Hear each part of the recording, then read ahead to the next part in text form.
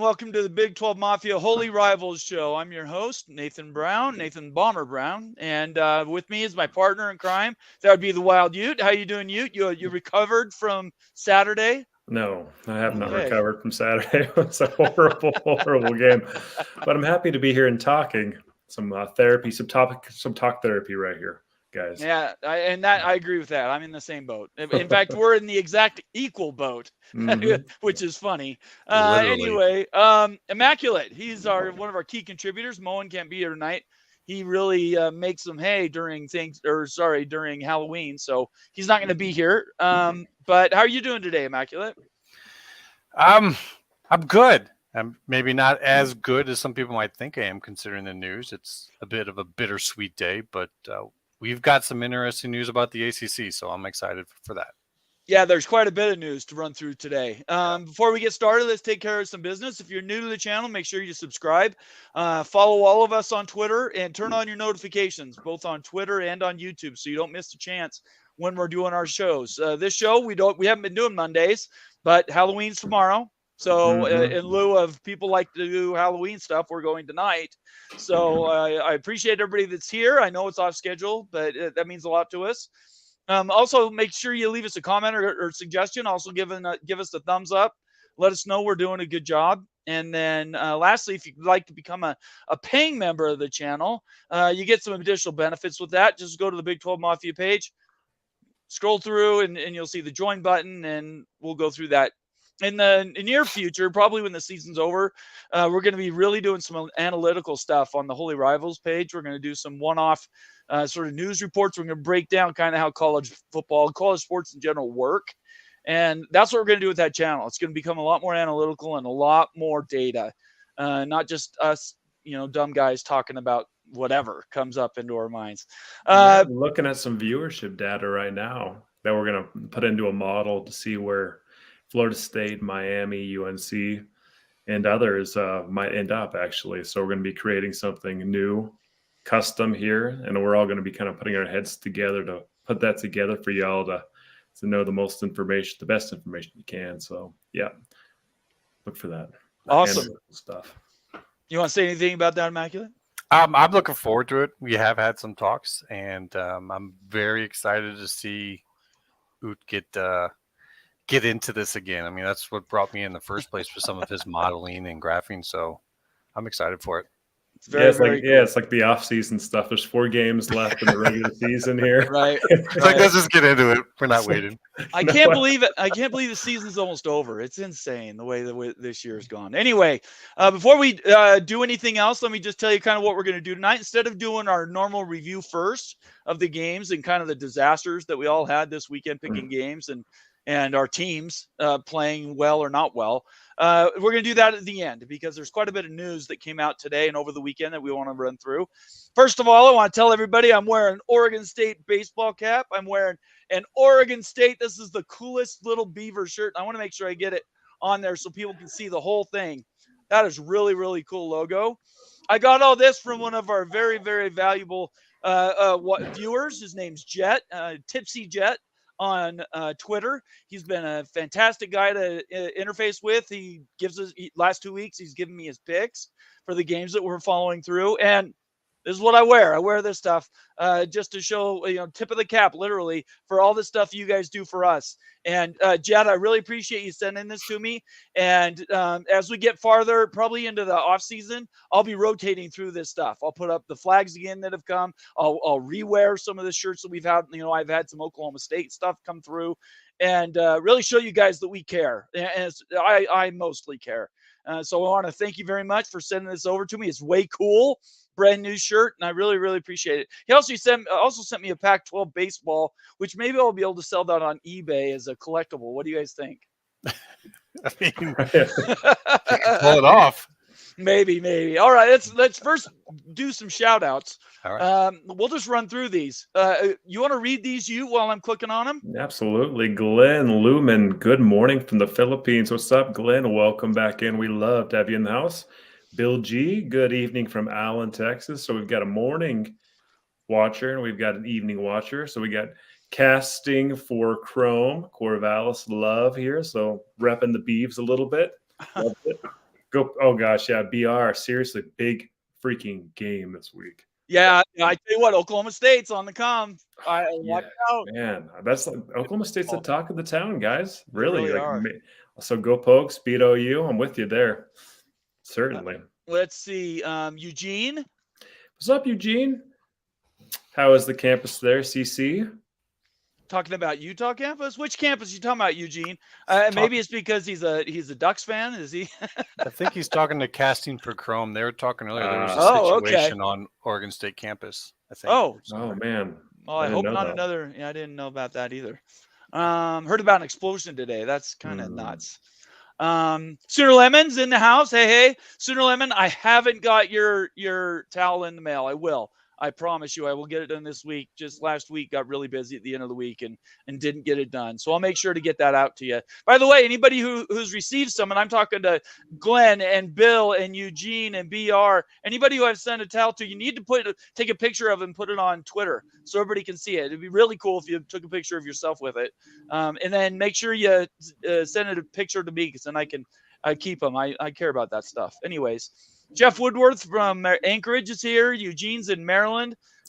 We are truly a national show here, guys. No, seriously, I think we've hit like almost every time zone imaginable. Awesome, totally. Guys. I love it. Yeah, let's see here. We'll scroll down some more. Caden's dad is in the house. It's been a minute. Caden's dad, good to see you. Show number 2 with Immaculate. What were you on earlier? Greg's show? Greg had a call in earlier just about Iowa. So I called him in just to kind of get thoughts. And then about the ACC situation we talked, and once again about Iowa. So it's been a long day, and I worked in the middle of all of that somehow. So well, it's good to know you're earning your keep somewhere. Jeff Woodworth says big weekend coming up in the Big 12. Half the conference within a game of the lead, and 6 top teams playing each other this weekend. So, and you got to be looking at this and saying, how exciting is this going to be next year when everybody's mixing it up, right? From top to bottom, there's no week off. There's no week off. It reminds me of the Pac. It really does, and how the Pac's been for several years. But guys, looking at just the data here, we talked about like this viewership data crunch and everything that we're going to kind of go through. Oklahoma State's a massive brand. I think we all intuitively know that. But I'm just looking at the historical viewership numbers, and I didn't realize how big Oklahoma State put up numbers like regularly and stuff. So just. I'm giving the Pokes some love here. Seriously, like they're a massive brand. They might be the Big 12's biggest brand, honestly. Like kind of looking at that, we're going to talk a lot more about that going forward. But really, Oklahoma State, yeah. In this Bedlam game, I don't know. I've just been so juiced for it. I love rivalry games. I know it's the last one before the season. We were talking about this bomber. I picked Oklahoma State to win it. Right. So we'll see what happens. But man, this is going to be so much venom and juice. I love it. Freaking love college football. I know, isn't it? The off season is going to suck again. It's going to be so slow, and we're going back to counting minutes. So that's why this show is so important. Our shows are so important because we can really dive into the data that we see every day and really get into more nitty gritty. Don't you guys think so? Oh, absolutely. And talk about big games this weekend. K-State, Texas. Come on, the Cats have to clip the freaking Longhorns so bad. Well, and doesn't Kansas play? Kansas plays somebody big too, don't they? Yeah, Kaufman. Who's KU playing this weekend? Yeah, Kaufman's in the house. He says hi, Hull. Good to see you, Kaufman. I can't remember who they play. I thought they had a. Yeah, look it up really quick if you wouldn't mind. Mr. Monkey says rock chalk, baby. Kansas had a fantastic weekend. They screwed up my ballot. I wanted Oklahoma to win out, so that's really, really cool. They had a fantastic weekend, and we're glad to have them here. See, OPD Don's in the house. What's up, OP? Hey, so KU fans, I owe every single one of you an apology. I totally ripped you guys to a shred on Friday. Seriously, I couldn't have been more wrong. I'm never gonna do that again to the Jayhawks. Seriously. I did that once, and I'm not doing it again. I learned my I- lesson a couple I'm, weeks I'm ago. repenting here. Oh. This Ute fan is repenting. I'm Right. seriously going to give you the kudos you deserve. I love Jason Bean. Seriously, he's got like the best name in college football. So I'm going to be rooting for you guys all the way out. So good job, great win and stuff. I love seeing you beat the Sooners. So Chat's even kudos. saying it. It's they play Iowa State. Oh, yeah. yeah, that's Okay, a that's big who it game. was. Yeah, It's that gonna is a be- big game now. That's a Yep. big one. Let's just jump back to Oklahoma really quick. Oklahoma State. If they don't lose that game to Wyoming, what are we talking about here for Oklahoma? They win out. Yeah, Washington's on a precipice. Oregon's on the come, but they still have to get through the championship game. Mhm. Yeah. I mean, Oklahoma State with only one loss. I mean, Yeah. yeah, we'll just have to see They how have- it goes. Well, they have one loss in the conference, but they got two They do. losses total. Yeah, that's what I'm saying. They lost to Wyoming, and then So- they lost. I They think have they an lost to in-conference. South Alabama. Was it South Alabama? They had Yeah, something they, like they got went out absolutely looking good early. Really I mean, slow Oklahoma start. State could actually maybe take the Big 12 I know. out. of Oh, sure they CFP. could. Yeah, they absolutely could. And this would Yeah. not be the first time. So Yeah. what happens if, like, when K-State beats Texas and Oklahoma State beats Oklahoma? Like, all of a sudden, does K-State have the breaker there? Yeah, K-State's gonna have the breaker, and Oklahoma Everyone's State's going gonna to have wish the this breaker. was next year when there's We 12 would- teams. Oh my We would have gosh, to. like, Well, It's next year it's 16 teams. no. 12 No, it's 16. in the CFP. No, I'm talking about the league. Oh, yeah, yeah. The I'm Big saying 12. Okay. I'm saying if the way this goes down this year happens, everyone's going Right. to be wishing it was next year because Oh yeah, I get what you're saying. because Okay, it's going to that's knock someone out of. fair. I thought you were because- saying something else. That's my bad. No, I'm sorry. I was. Daniel Geigack's in the house. He says replay Tuesday on a Monday. Yeah, sorry, everybody wanted to do Halloween tomorrow. Daniel, sorry about that. Trick So or we're doing treating, it today. Daniel. Hey, West Virginia, big win. Kudos to you. And Yes. thanks for jumping on last Friday. We loved having you on. And I'm gonna be doing a show with Coos this week. I think we're gonna do Cool. it tomorrow night. Gonna record it, so that'll be really cool. BYU, and it's a night game. So look at that, BYU in. It's gonna be fantastic. I cannot wait. Randy Taylor is in the house. Good to see you, Randy. Tony Lawson, Mike Smith. Bad day in the state of Utah, isn't that true? Mike Smith says, "Cool Beaver shirt, yes sirree." I got this from Jet, my buddy Jet. Thanks for sending that to me. By the way, if you're watching and your show doesn't or your school doesn't have something behind me, and I can't rep it, then you're not going to get the kudos that Oklahoma State and Kansas State and Kansas and Oregon State have all gotten because they've sent me stuff. I'm a little biased. I'm just letting everybody know. See if there's anybody else called. We got a full house, guys. Let's just jump in, shall we? Yeah. All right, We're never let's going to get in catch there. up. I will Chat's never flying. catch up. Last one is peek around the corner with Greg Flugar. Says that person told AP on Thursday the NCAA has not shared any evidence from the scouting case with Michigan officials or school attorneys.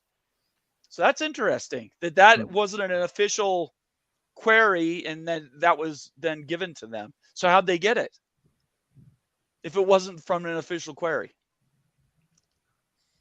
No idea. I don't know. I don't know. man. I know. don't even want to guess on that one. Yeah. Anyways, all right, let's jump in. So the first thing we wanted to start with is, and sorry, I'm not sharing my screen. My bad. Let me get this up here. All right, and this is all we're doing is just dipping our head in and just quickly reviewing things that we're going to be talking about this show. Greg, if you have more detail on your comment there, if you share it, I definitely will. I'll definitely will read it. I'm also going to send you a link if you want to join the show, because it sounds to me like you have some information you might want to share. So I'm just going to send you that link. All right. So just before the show was scheduled, this article came out on 247 Sports. It's, I believe, the cougfan.com site, which is Washington State. And the title of the article is 10 Questions with John Canzano about future of Wazoo and OSU. So this article could take a whole show. I talked about it with Immaculate. We went through it in detail. I think what we'll do is I'm going to take the link to the show. I'm going to take the link to the article. I'm going to send it out to everybody in the comment section. I want everybody to read up on that, and we will talk about this on Wednesday, okay? I know probably I have some Washington State and Oregon State people that want to get into it deep, but we just have too much other stuff that has to be done. We have to talk about Michigan, Iowa, and the ACC.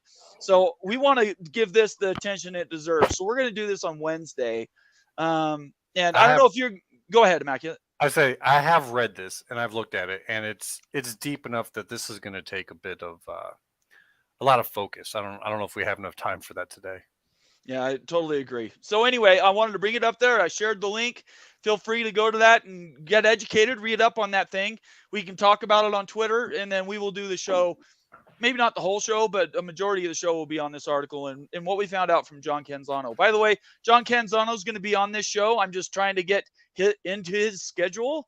He's a busy guy. So as soon as he gives me some time, we're going to have John on the show, and definitely we will be talking about some of the answers he gave in this article. Did you want to bring anything else up about it before we move on to the next thing? I mean, like even the highlight of that, the 50 to 150 million, really like in the finances here, like looking at the money, really what's at stake based on estimates and everything. So talks about the importance, especially when you're considering if Oregon State and Wazoo end up in the Mountain West. I mean, the media payout is going to be what, 6 to 8 million a year. Like you're talking like a massive windfall that's worth a decade of money. So this is why the fight's going on, guys. It's really about the finances at this point.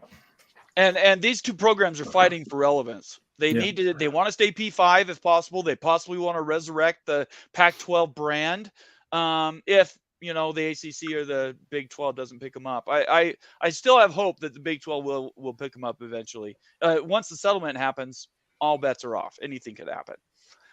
Anyway, so we'll get to that. If you want to talk about it more, you can message us on Twitter. We will definitely talk about it and make that all socialized. We just can't do the show on it tonight. It came out a little bit late, frankly, for us to do that. Yeah, I've got to hear about this. Let's open up this Iowa conversation. Yeah, I was just going to do that. So, Immaculate, I'm going to let you do this since this is your neck of the woods. All right, there's a lot to this, and this has been going on for a while. This Brian Ferentz, for those who don't know, I'm pretty sure everyone does. He is the head coach's son. He's also the offensive coordinator. He was the team's offensive line coach. And when he was that, he was so good at that he was winning national awards. They were ranked like the number one line in all of college football in 2016. They were called O-Line U. That's how he was able to get brought up. And this has been hanging here. Their offense, since he took over, has sagged every year, gotten worse and worse. And so today, all the rumors finally came around. The AD, Beth Gates, however you says her name, I'm sorry if I'm saying that wrong, came out and finally said that he will be, this will be it for him at the end of the season. He will be relieved. And word is this went against Kirk Ferentz's wishes. So how did this happen? You read this article, and there were subsequent articles today. If he didn't fire him, and he's the head coach, who's basically said he's not coming around. When they hired Brian for this position, they made it so that he had to answer to the AD just because of nepotism issues. We're seeing this in Michigan. Well, this has been happening here for a bit now. So it wasn't up to Kirk to do this. In the contract, he was actually directly answering to the AD. So this was the AD's call. And so he is going to be gone. And personally, my position is that I do believe Kirk will probably retire as well. So Immaculate, isn't this driven by performance, though? Isn't that the claim? And like, what was the point total the average point total per game that Iowa needed to hit for him to keep his job? Well, Brian, for instance. This is where it's a little questionable. I don't know if the contract actually stated that he would be fired on that. You can basically be fired for cause on performance at any time. What it was is they cut his pay by a certain amount. It was either per game or for the whole year. And that if he wanted to get it back and to have a boosted contract in the future, he had to hit an average of 25 points per game. Mm-hmm. And again, he's come nowhere near that. It's been worse. Like the expectation was, okay, he'd get his shit together, it'd be better, and it's just been worse. And to some degree, it's not all his fault, but these numbers, like when you're getting almost 0 yards and a half, I don't care who you have. That's unreal. He's lost the offense, and I could see it in Minnesota. I could see how their offensive line didn't care. I could see receivers were not running their routes. And that's when guys can get hurt.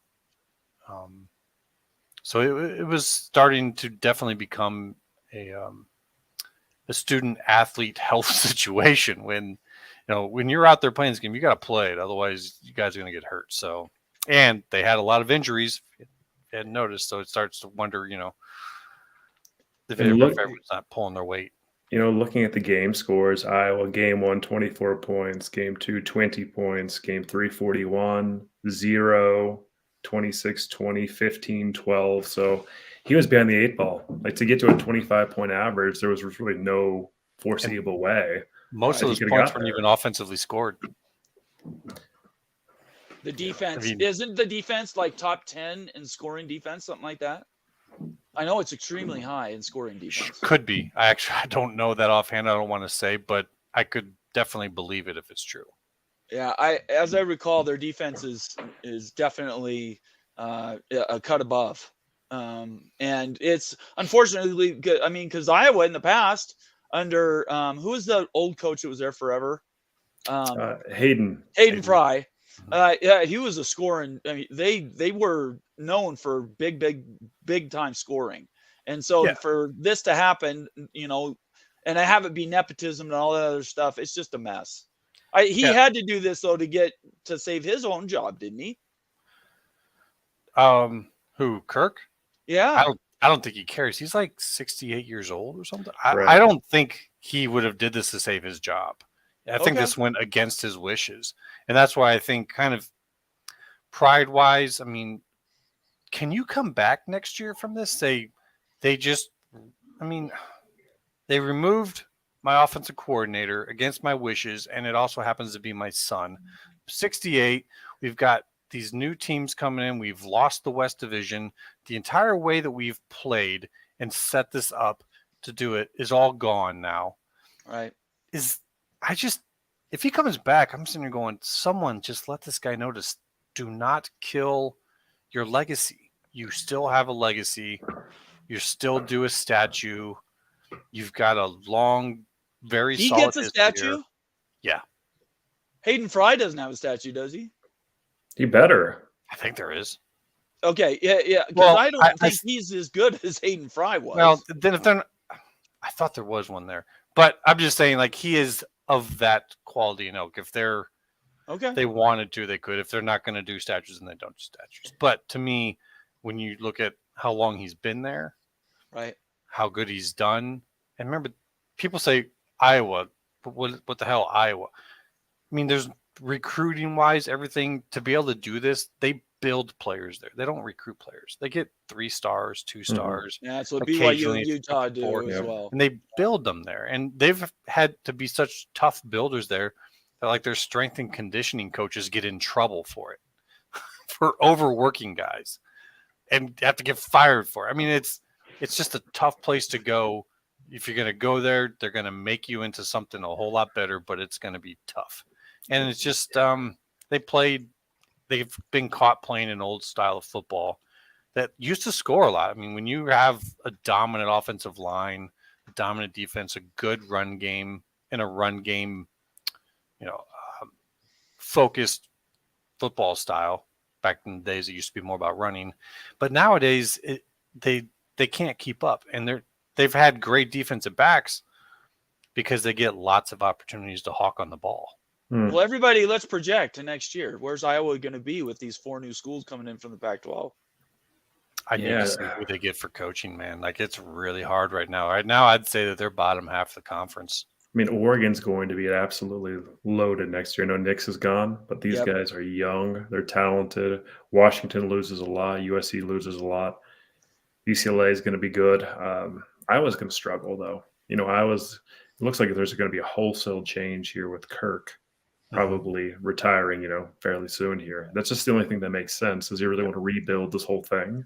No. Right. That's a good question. At 68, you want to rebuild this whole thing for an entirely new style of football? Like, it's just, I would retire.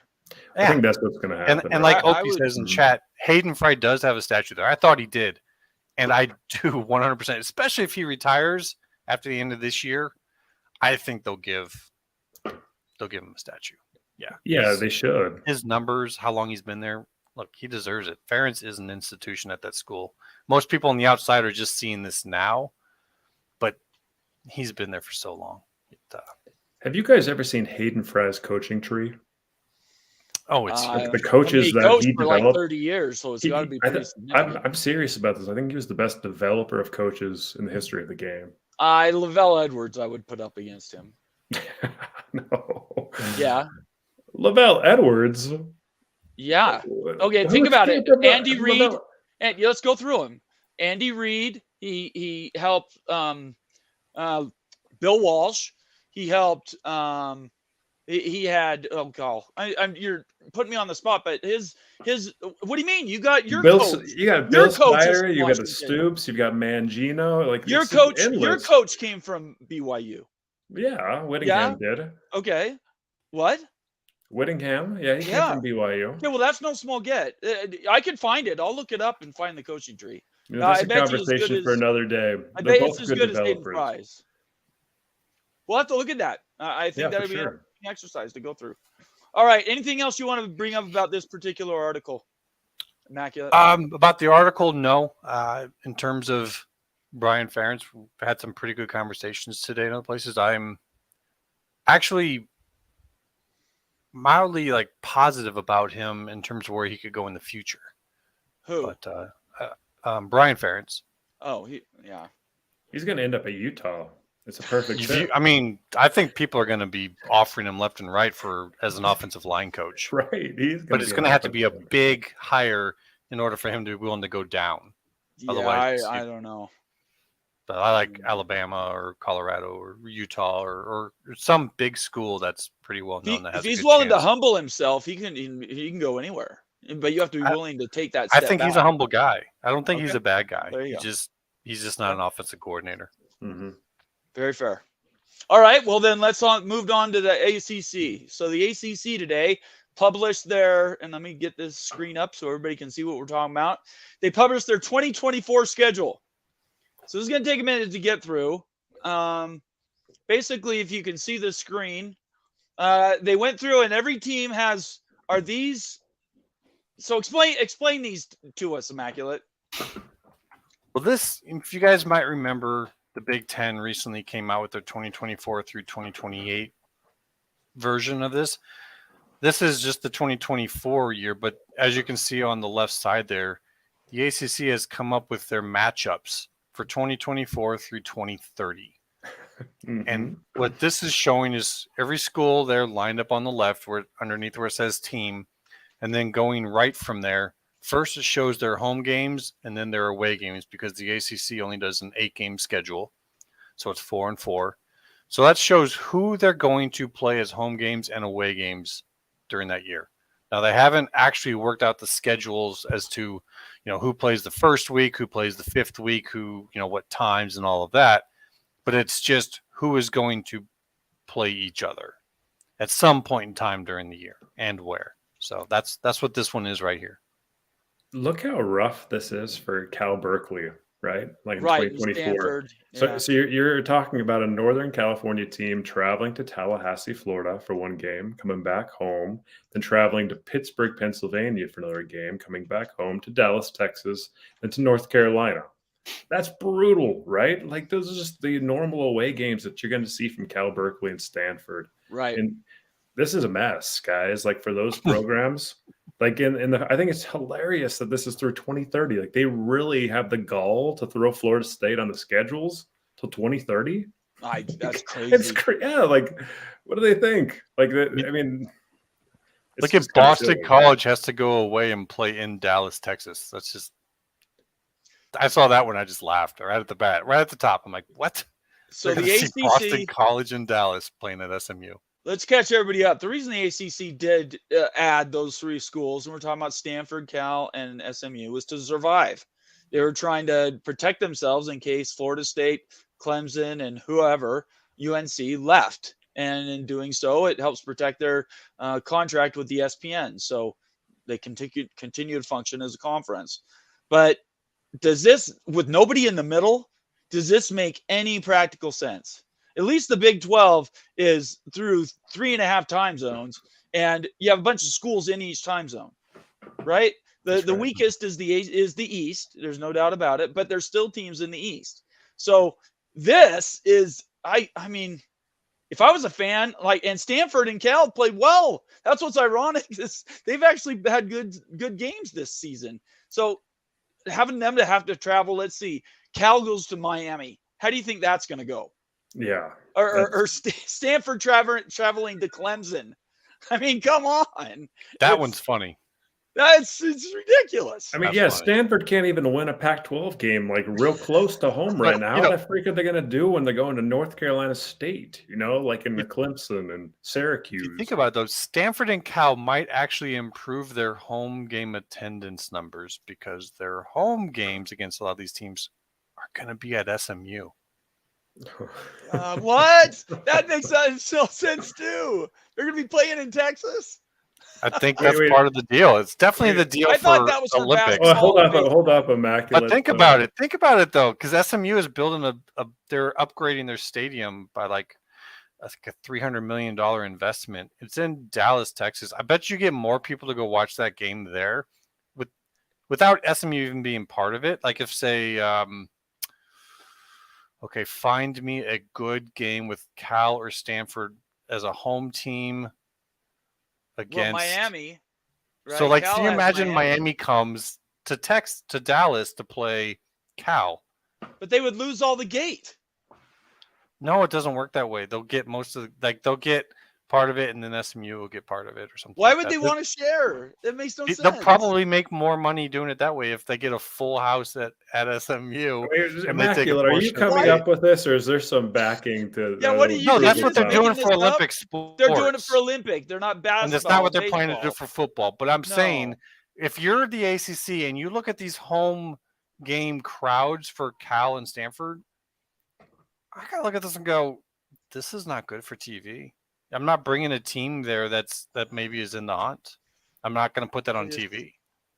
It's terrible. It sounds terrible. There's no noise. I could tell you this, like right now, Stanford for their home games, they're getting about less than 10,000 fans on average, right? Like that's generous, Louisville, maybe 5,000. Wake Forest and Virginia. What's the SMU Stanford game? Like, what's the in-person attendance? Like, we're plus or minus 2,000 fans. Like, that's not insane. A joke. Like these, I'm just being clear with Czech because they're kind of questions. I'm saying this is not what they're stated to do. That's only for basketball and Olympic games. What I'm saying though is Cal and Stanford attendance figures have been so bad, and it's so bad for TV that I just don't. Do you think about maybe having those in Dallas, Texas instead, where you're gonna get Texas, football fans showing up to watch a game? You know what's funny is let's look at the three biggies: North Carolina, Florida State, and Clemson. Let's see. It looks like North Carolina doesn't travel back west. They don't. North Carolina doesn't have a travel. And let's see. Florida State does travel to Cal. Nope, that's a home game. Oh, sorry, my bad. You're they good. don't travel. They don't travel back west. They go to the west, yeah. And Clemson doesn't travel west. So who thinks that's an accident? I mean, that's nice. Right? Good point. Conspiracy theories rule. Right? No, that's legitimate right there. That's strategic. Yeah. It has to be. No, they didn't fall into that. That's for sure. We got a $5 super chat from Cleveland Rocks. Thank you so much, Cleveland Rocks, who, by the way, is also a paid member. So he's paying a subscription fee and putting in a super chat. I appreciate it. Cleveland Rocks is schooling me on this one. 1994 Browns coaching staff: Kurt Ferentz, Nick Saban, Jim Schwartz, Bill Belichick. Incredible group of coaches.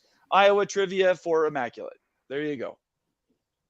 So isn't that the Belichick team that had a losing record? Yes, and Cleveland he turned Rocks? around and left. Yeah.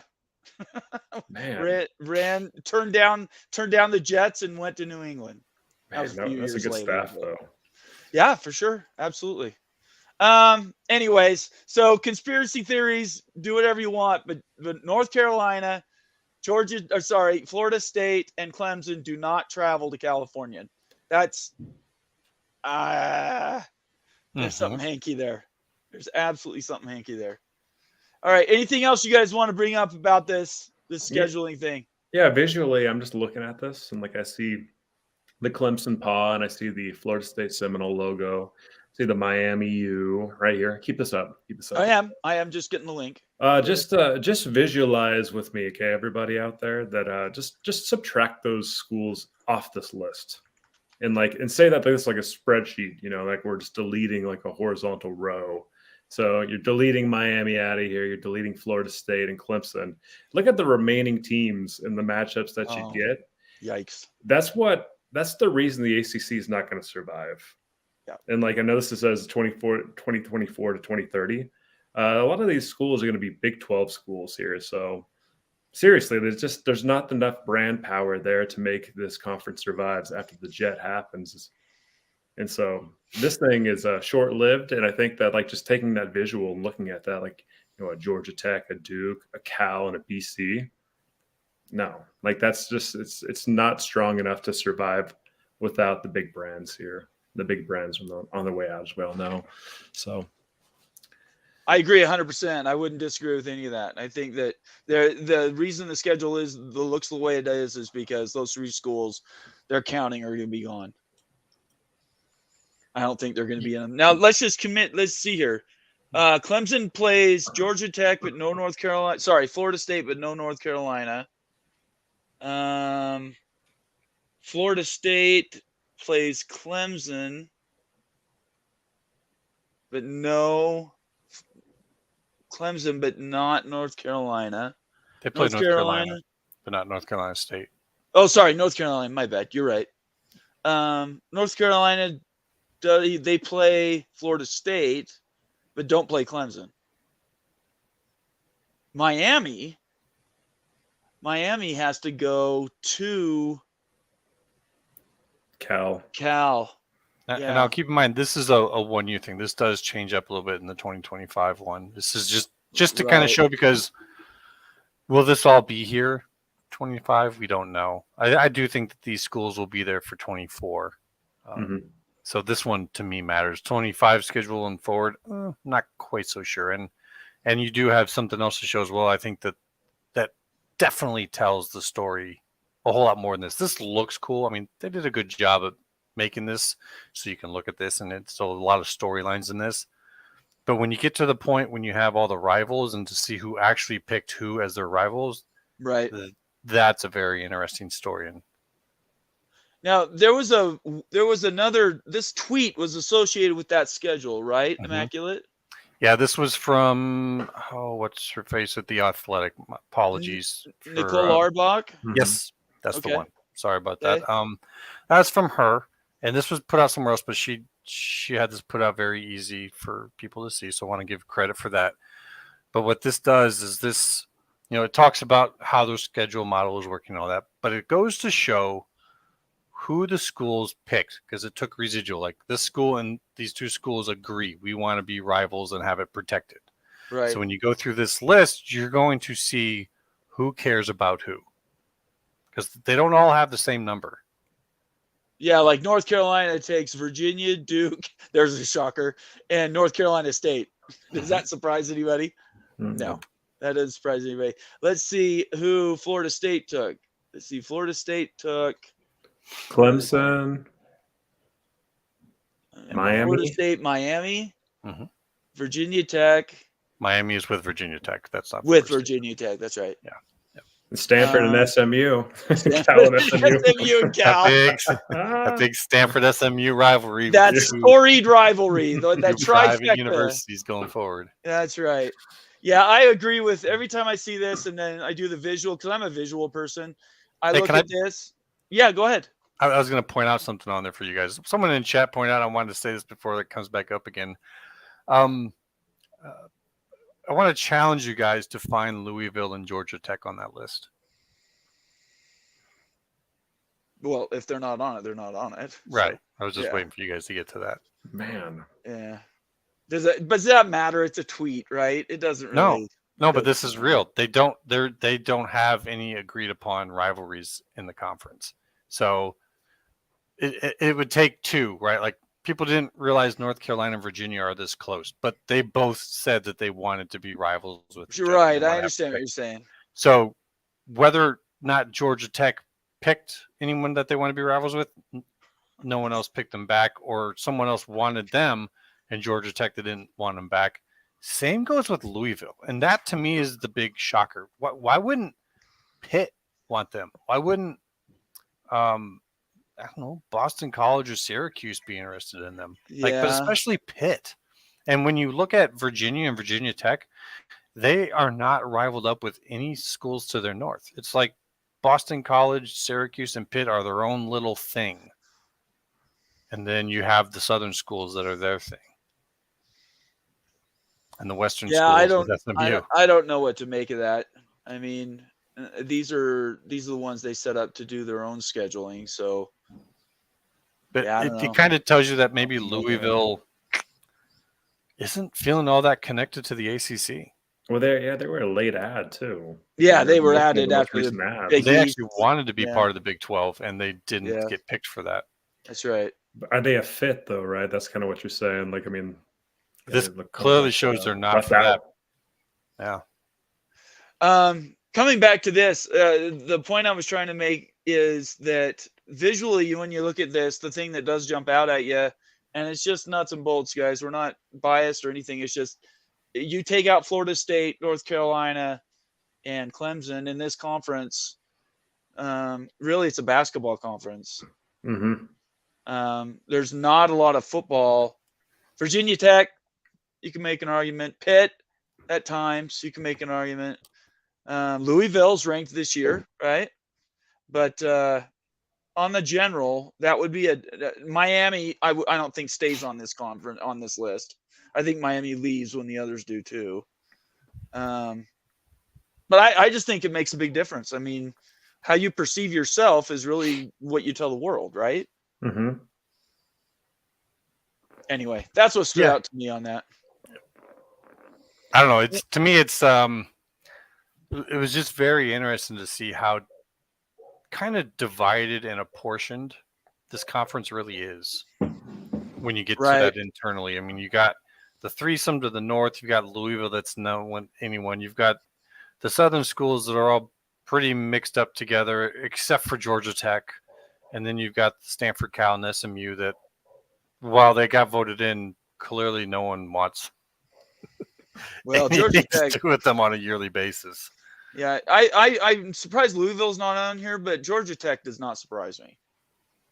I would have thought that, I don't know, Clemson or Florida State or maybe Miami, or why wouldn't some schools want to play regularly, with Georgia Tech to get into Atlanta? Like, geez. I mean, Georgia is Georgia Tech's rival, right? Yeah. I mean, the Bulldogs, I can't. ACC, not too much. I'm not sure anybody's connected to them. Like, if I'm Pitt, I'm looking at this going, yeah, we'll go down to Atlanta every other year, no problem. No, well, they didn't. At least I know. not on this list. It didn't happen. Yeah, we'll have to come back to this. That's an interesting point. I had no idea that it was going to shake out like this. Was this schedule dropped today? Was that a surprise, or did we know it was coming? No, I think we knew it was coming. Did we? Okay. Yeah. I wasn't sure about that. So, guys, I think we should talk about Virginia for a second, okay? Okay, yeah. Virginia, to me, let's talk about realignment just for a second. They were assumed to be a shoo-in for either the Big Ten or the SEC. Who's that? Virginia, the Cavaliers. Right. I remember that conversation. We talked about it. We've talked about that. A lot of other folks have talked about that too, just because it's a massive university. Basketball is excellent. Academics are excellent. But their football historically and now is so dreadful that I'm not really sure they're actually the best candidate for the Big Ten or the SEC.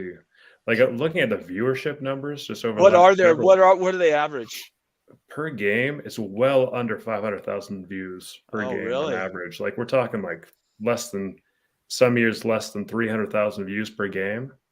And to put it into context, BYU as an independent, even as an independent, you guys were in the 800, almost 900,000 range, right? Yeah. And when you're looking at Virginia, it's a third of that, or half of that. And so I just don't know if those are Big Ten SEC caliber numbers. What's Like, even Virginia Tech's numbers? I'm curious. Virginia Better. Tech's numbers are better, but they're not substantially better. Okay. It's surprising too. It's not like they're just totally I- killing it.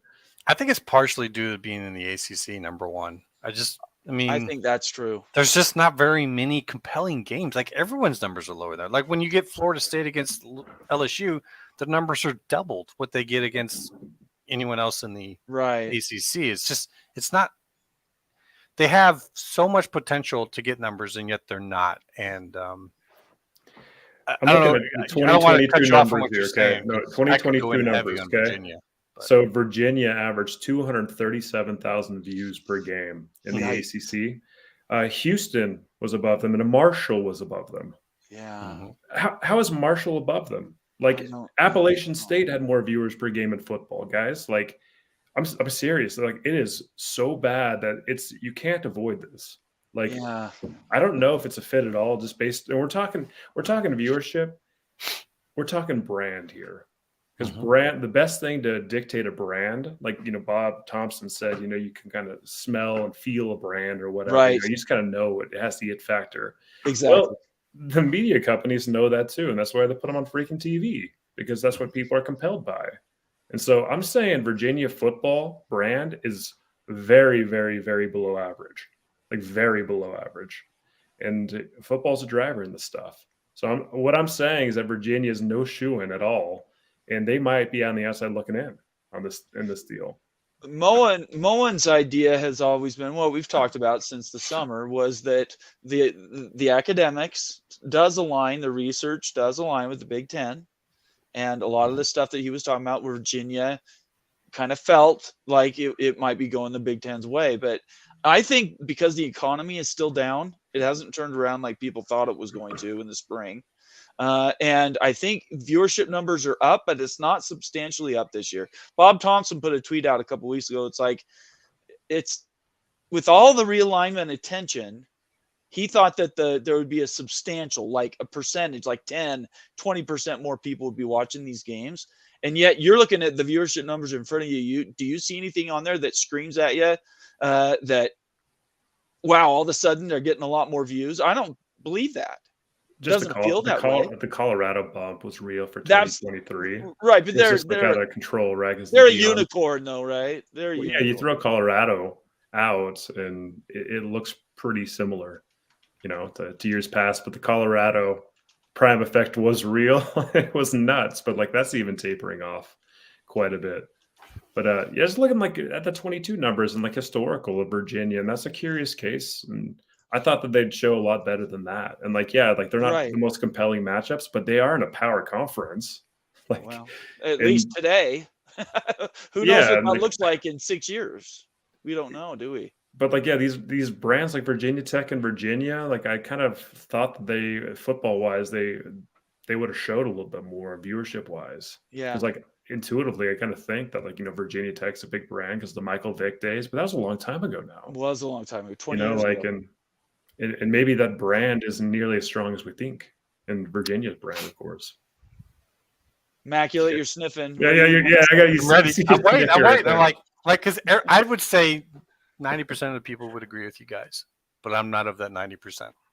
And this is where following this for so long, and I get so frustrated at times because you come up with all the solid logic and everything that Wilder comes up with numbers, it's all right. And it's just like, yeah, it's inarguable, right?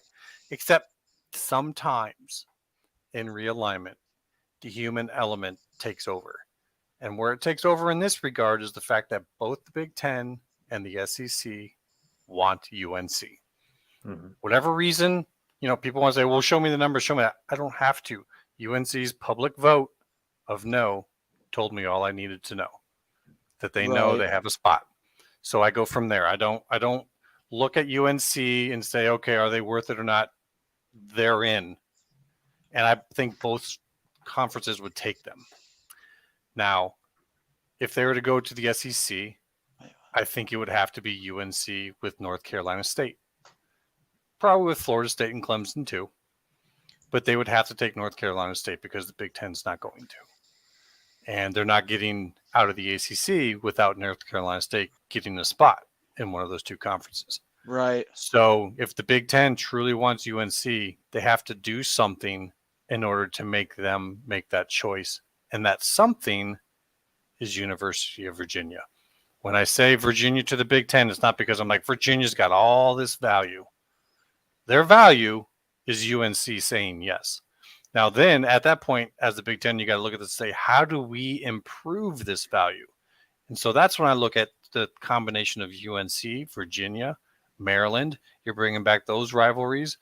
You put that with Rutgers, who's slowly climbing like what's been expected, and a Penn State, and you have yourself a footprint from New York down to North Carolina, which is throughout a very populated area of the Mid-Atlantic, which hasn't had great viewership, but has numbers.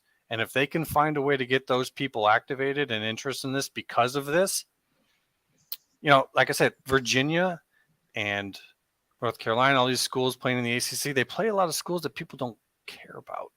Right. But if you can focus their games to those, to where they're playing a lot of Maryland now and Rutgers and Penn State in this locale, and then, games mixed in where you have an Ohio State or a Michigan coming in, or a USC or an Oregon, I think you start to get the people there a little more excited. I could be wrong. But like I said, I don't look at Virginia for Virginia's value. I look at Virginia for North Carolina's value, because without them, I don't think the Big Ten gets them. So from a business standpoint, if I'm working for a media company, I say, what's in it for me? Like, I say you're UNC and you're trying to compel me to bring Virginia on. What's in it for me? What am I getting out of this deal? I'm shelling here out $75 million per school, $150 million a year for you too, and you've got a backpack that you're going to bring. Like, how does that make financial sense for me? So make me whole. One, for with Virginia. Okay. One, not every single game gets broadcasted. Schools like this, when you're looking at Maryland, you only get 2 games in which you have to show a school. That's kind of what they're paying for. So if I'd say Virginia and North Carolina, if either one of those teams is having a good year, that game is going to get solid viewership because it matters nationally, and because both of those schools actually care about it and their fans will watch that one. But is it because of their competition that what they watch, or they watch because of the team? Because if it's the competition, then the conference makes a rivalry. It's like the oldest rivalry in the South. It's a big rivalry. You're talking about just one game. But in their contracts, they only have to show a school like twice a year. I know, but Ute's point is, how does any of these schools, if we're looking at the data, and we'll break this down in a different show, how do any of these schools outside of Florida State, North Carolina, and Clemson even come close to sniffing $70 million a year? It's a big explanation, because it's not an easy one. So I'm trying to say, first off, some of it is in the rivalries that they will have, and also in the ones that they won't have anymore. You won't have to sell a Virginia versus Boston College. You won't have to sell a Virginia versus Wake Forest. You won't have to sell a Virginia versus Georgia Tech. And you're going to have a lot bigger teams coming there. Second off, a big part of my calculations on the future is that there's going to be some things coming in the future, such as a conference playoff. So at that point in time, when you're creating divisions for that, you're guessing. You're not sure about that. That's not guessing. I don't think so. This is something they've been talking about for a long time. They just need the rules. Well, it hasn't happened. I know, but this is why people who are in the know on this stuff would do this, while the rest of us are sitting here going, why the F are they doing this? So that's what I'm trying to point out is, I know the future on that in the conferences, especially for the Big Ten and the SEC, is not to have, maybe we get into this the national championship. They're going to want to bring more of it back to themselves, and the conference playoff does that. So I can only tell you, I think it's worth it. A lot of people disagree, and that's cool, but we're all just going to find out together. And I do think the Big Ten does not get North Carolina, and they do not start to move down that border. And remember, it can all be made whole if in the end Notre Dame decides to come and also bring Miami with them, because then you're all the way down the eastern seaboard doing that. So for me, Virginia, it's merely about getting UNC to say yes. let this kind of sink in for a second, okay? So Mhm. Virginia would be a bottom 3 football viewership brand in the new Big 12. Okay. Like we're talking lowest tier in the new Big 12 too, right? Like not just the ACC here. Mhm. So you could throw any school and versus Ohio State, that's going to amplify any school. You know, Utah would be a juggernaut versus Michigan and Ohio State. Like, and Mhm. so Virginia just seems like a drag here to suck money from a media company. So if I'm a media company, I'm saying no, UNC, you can come, but you're not bringing Virginia Yeah, unless. but to the university as a whole, it's not though because of the other things that they do in the Big Ten. But like I guess from a media company standpoint, media companies are driving the bus on the stuff, Yeah, right? we'll have to Realignment. bring this stuff up to Bob next time we have Like him I mean, on. because like you need the finances to get it done, or else like it Yeah. makes no sense because no one's taking a pay cut, right? But And it, so Well, but if you well, look I at think what the Big Ten has done for schools coming in like this, like with Rutgers and Maryland, they have deals for these lesser pays, and the Big Ten even helped cover the pay going to Maryland Rutgers initially. So I think that's probably what they do with Virginia because, like you're saying, the numbers don't match up. But if they want this at all with North Carolina, which I do think the numbers there, and North Carolina is in the process right now, as Greg has pointed out, of turning their hockey team from a club hockey team into an actual. yeah, And you're not doing that to join the SEC. You're not going to join the SEC who doesn't do hockey and say, "Oh, we're just going to put hockey over in the Big Ten." You think the Big Ten's going to accept that when they want UNC for the whole shebang? To me, I think it's that UNC is a no brainer. Like right. that's So a very easy decision. who's Like going with them is I would say Miami, Florida. sorry, and wait, I missed that. What did you say? So say who's going with UNC, Miami, Florida? Like you Uh, bring a brand new market in there. if It's it's Big not Ten Notre AAU. Dame, if it's Well, not yeah, Notre Notre Dame, Dame, of course. Like you throw a yeah. Notre, but Miami, Florida, But what if they UNC would need says to that's take a not pay cool cut with too, them? guys. I think Miami would have to take a pay cut too to get in the Big Ten. But Like what they're if not a UNC says creative they're either. not cool with that? Well, What's then not cool? What does that mean? that Not means cool. they're not Like going to go UNC with is Miami. going when you have both major conferences pining for you, you have the leverage. Are they UNC has though? the leverage in this. Are they though? We thought they were in July. Are they now today? UNC's a great brand, but like they're not Notre Dame. They can't I drive two schools. You're talking about like $150 million per year, basically. Like if you're thinking they're worth two the two values schools. that we talked about at the height of realignment before the Mhm. Pac-12 finally folded, we were talking about these teams that could become super conferences and other things. We Mhm. were really heady. Everybody was thinking 4 were here and 2 were there, and we were talking about 2014 conferences and stuff. I Mhm. don't think the money's there to support any of that right No now. I way. think the only school that can drive a move is Notre Dame. I I, think I honestly think every other conference right now. The reason I say that is because Mhm. why wouldn't the Big 12 just simply just roll over and say, fine, we'll just take Oregon State and Washington State and just you guys shut up and leave us alone, because right? the If East it is their priority. no, I don't even think it's the East. I think right now they're just trying to absorb 16. I think it's going to be a minute before any of these other schools move. I don't know that anything I would happens in the agree next with that 2 years. 100%, except the timeline is to get stuff done for 2026. And we all know that. We all know that. So I yeah, understand. it's Yeah. constricting things. Like Petiti even said, Colorado moved the whole timeline thing forward. But that They was for weren't this round. That wasn't necessarily for next round. understandable, but what that's why they even brought in Oregon and Washington. When we look at Oregon and Washington getting the bottom of the barrel money, we think that's because that's all there is left. But what I would say to that is that's all there's left when you consider what their whole plan is. If North Carolina and some other schools and all that are part of that plan, well, you're only getting this amount of money because we're actually saving up money for this as well. So, that is complete supposition and just conjecture and maybe not true, but it also could be true. And it might be why when I look at an Oregon Washington say they're worth more than that. Well, Okay. the money has to go around a little bit farther. Well, this will be a discussion for a long term. Jared Jones, but Jared you're gonna get on our Jones, good side here. Jared Jones is a stud. That's all I got to say. He says, give us Notre Dame, North Carolina, Utah, BYU, call it a day. This is an Ohio State guy.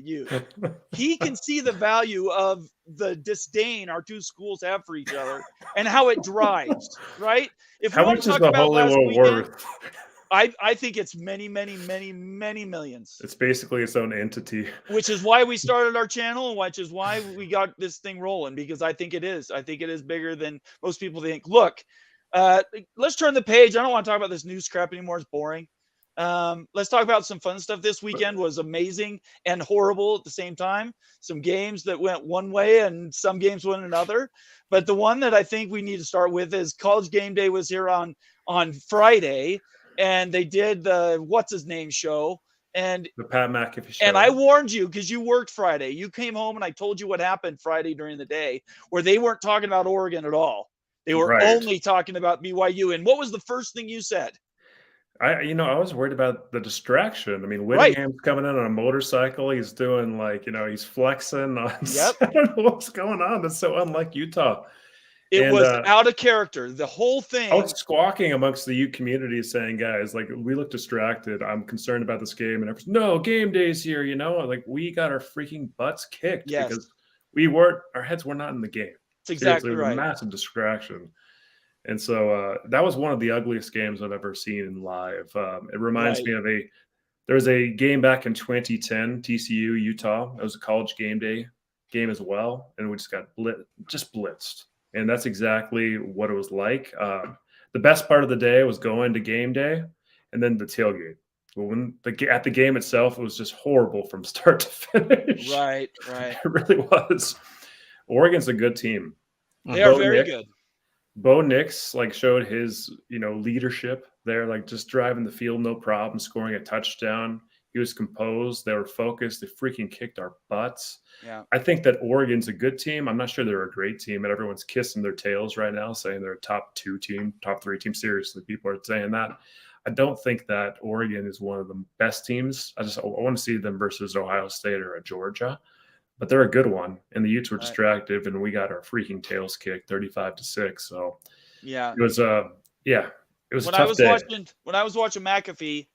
And I told you this on Friday, and all it was FBYU. Right. Immediately, my mind went to these guys are not focused on the game. They thought Oregon was going to roll in. You beat them, 4 times in a row or some ridiculous number. Oregon came in and they were focused, and Utah wasn't. Mm-hmm. On top of the challenges you have with injuries and everything else, I just thought to look past them like that and to worry about BYU, who they say. And I'm not saying you do this, but a great majority of Ute fans talk about BYU like, oh, we don't talk about BYU. It's a bunch of nonsense. Of course. BYU and Utah are obsessed with each other. You know that, Bomber. I agree. I admit it. Now that USC's out of the picture, we're not playing those turkeys anymore. All the obsession's going to go on BYU, and it's this weird dynamic. It's just going to get worse and worse. Going into next year, this is going to be stupid. Every week, every day, you're going to hear it on this channel, everywhere else. We'll deal with it all the freaking time. That's just how it is, though, right? It is very much so. So and I got to tell you this too. Yeah, so I was at the Utah Pig Bus, a really popular tailgate spot, and they were fully aware of Big 12 Mafia guys, Ute fans that don't watch this channel. No way. Yeah, I took some heat actually for doing shows with you. No way, seriously. We're like, hey, you do shows with Big 12 Mafia? Okay, that makes my day. Thank you so much. That makes me so excited. I'm glad to hear that. I'm going. How dare you? I'm going to the ASU game this Saturday. I'm telling everybody. That's right. You are? I'm bringing Bomber to the Pig Bus. Yep. So any you fans out there, you can catch us to the Pig Bus. But I'm bringing Bomber over there. We're going to tailgate for a bit before the USC game. Or for you might need to get some security around him. I'll be fine. It'll be fine. I appreciate all the Utah people I've interfaced with on Twitter. A lot of them we go back and forth. A lot I've just decided I'm not going to feed the trolls anymore. I used to enjoy that, the back and forth, the trolldom, but I don't have the energy for it anymore. It ate me up over the weekend, so I finally gave up. So that's going to fade away a little bit. I'm not going to engage so much on that level, but man, Utah fans, I appreciate them for their passion. Always have and always will. Yeah. And all BYU fans want is the exact same in return, because that's what BYU does too. Yeah, it's about to be an obsession. It's been bad before, but it's going to get get amplified here in a sec. All right, let me bring up our schedule, and then we'll go over the games really, really quick. And this is going to be ugly, and I know this is going to be painful, but we just have to get through it, guys. Okay. So, Oklahoma, Kansas, Immaculate. You have the thing in front of you, right? You can say who lost and who won on these games. Yep, I'm ready. Okay. Let's start with Oklahoma, Kansas. I took Kansas, right? You did. You were the one that got it.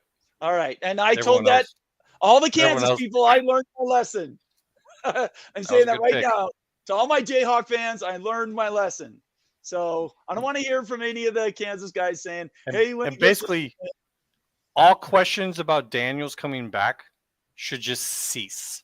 Yes. Don't even bring him up anymore. Bean is a stud. Stop, because Bean, I've said this, he has been the best backup quarterback in the entire country, and I don't even think it's been close. He's shown so many times. But anyways, I'm happy for him that he got to show off, because he came back to do this. Jason Watkins is watching. Jason, I want you on the show. I'm going to send you an invite. If you want to come join us, let's talk Oklahoma and your commiseration. So, Mr. Monkey Kaufman, we've got so many KU fans. Gosh, seriously, I said this before, but I'm eating so much crow. If we had Moan here, we put the Jayhawks squawk. I went on a little tirade rant on Friday about the Jayhawks and taking all that back and stuff, because you guys put some respect on your name. I thought this game was going to be a blowout. I was also mad about that KC, basketball tournament conversation too. We'll talk about that one another day. But as far as the football program goes, major kudos and stuff. And yep, a lot of us are eating crow, so kudos on you guys. Okay, so I sent Jason a thing, and he just typed a thing saying no, he's not going to join us. So okay, Jason, I wasn't teasing you, by the way. I really wanted to have you give us some feedback on what you thought happened to your team, but that's okay. He's like, no. You've got the link if you want to take it. That's fine. Georgia, Florida. I believe I took Georgia, so I got that one right. Yeah, I took Florida in that game. I had you guys all down as Florida. No, I took Georgia. I said I would. Florida's been overrated. I've been saying it for weeks. I took Georgia. Sure. I'm positive. We can play it back if you'd like to. Well, then your numbers changed a little bit. Yeah, I took Georgia because me and Ute had a discussion about it, about how Florida was up and down, and I said they were overrated and they weren't going to be anything. I distinctly remember that. Immaculate, I might have taken Georgia in that game too. This is where it's now I'm just like, oh. All right, let's see. We're going to move on. Anyway, Daniel Gygax says he had Florida. I'm sorry for you, Daniel. That's not good. Because I thought that you guys took Florida because of the. Oh wait, no, I didn't. If you're taking if you're saying you took Georgia, what was the final score on that? It was a lot. Oh wait, never mind. That's not the one. There's two 14.5 spreads, and we lost OSU because they only won by 14. Yeah, we lost Ohio State, but I know for a fact I took Georgia. Jason, Ohio State. I would not lie to you at all. I would never lie. Thanks, I don't care about this thing at all. Hey, Jason. So how was your weekend? You're not on Suicide Watch. That's good. I'm not on Suicide Watch, but I'm not happy. Yeah. So it didn't make me happy at all. No, it did not. And to hear that you freaking picked against OU really makes me unhappy, Bob. I didn't. I took OU. No, you didn't. You took KU. Oh, I You were the only one that got it. Sorry, I was thinking of the show. I was thinking of Oregon State or Ohio Oklahoma State. Sorry, you're right. I did. Very unhappy, Bomber. Very unhappy. Look, the 9.5 points was a lot. At least the Wild Dude has a little, hey, he sticks by the side of the right dudes. I feel it. Look. Hey, Jason, we're going to talk about Bedlam. The 9 points was too much, Jason. Too many points. We're going to beat the brakes off of Okie Light up. Jason, we talked before the season, and I was telling you that Oklahoma State was going to clip you guys in this game because of the passion. Remember when the Pokes had like that really horrible preseason prediction record and everything, and you're like, no way. I think that you're going to get clipped this week. It's going to be a tough game, man. The passion You want to really bet? No, I'm not going to bet you anymore in any games. I don't think the Pope have fans they would not want that lost? either. Hey, have they not lost to Kansas in such freaking? 19 years. Oh, it's been longer than that. Well, it said 1997 was the last time. Oh, I thought it was 19 years. It was longer than that? 97, 98, I think, something like that. So that's 25 years. Okay. Yeah. All right. Not good. Yeah. But had they not lost that game, They were I on would the say road. that I don't care. You would say Mike what? Gundy, Mike Gundy never had they not lost that game, then maybe they had a chance this weekend. Mhm. They're not gonna lose to Oklahoma State. Not with it being the last time they play them. No way. Where is it at? I don't care where it's at, but it's in Stillwater. So it's in Boone- Oklahoma State it's at then. Boone Pickens Yeah. Stadium. Is it a night game? It's No, just a 1:30 2:30. kickoff. Oh, 2:30. see, if it was night game, it would be hands down Oklahoma State, but the day game, and that'll be a good game. It's just not. the It's gonna amount of venom that you guys are going to see there is just like unlike anything you- you've. They're ever not used. ran They're into. used to that. They're used to. Hey, guess what? 3-15 is Mike Gundy against Oklahoma. He's not due to beat them. If they were going to continue the series, he wouldn't be due to beat them for another 7 years.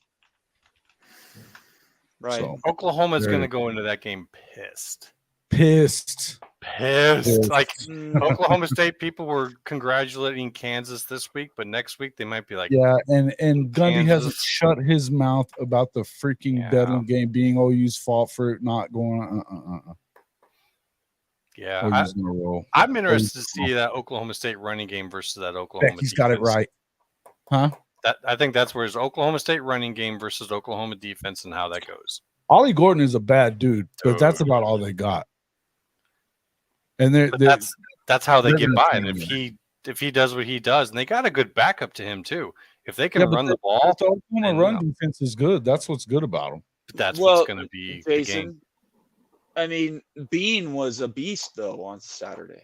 Bean was great. Bean was great. At running. They still. I don't think the You really Pokes want have me- anybody that quick though. I don't right? want. I don't like want to badmouth. I'm not. Hey, Kansas did their thing. Oklahoma didn't. But it is what it is.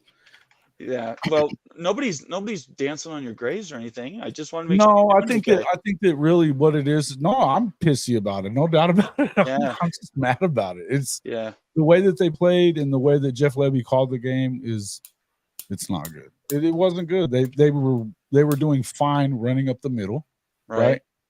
And they decided to do stupid stuff like putting receivers in the backfield and running them and doing that stupid jet sweep with a receiver that never works. Mid third quarter, because of the delay, mid third quarter, they cut the TV feed. Fox they went switched, to and FS1. so I couldn't which was crazy. I couldn't find it. I was looking on my Xfinity and I couldn't find the game. I was trying to watch the end of the game. So that was pretty frustrating. Right. Mike, you wish that was true, brother. Mike Smith wishes that was true. Well,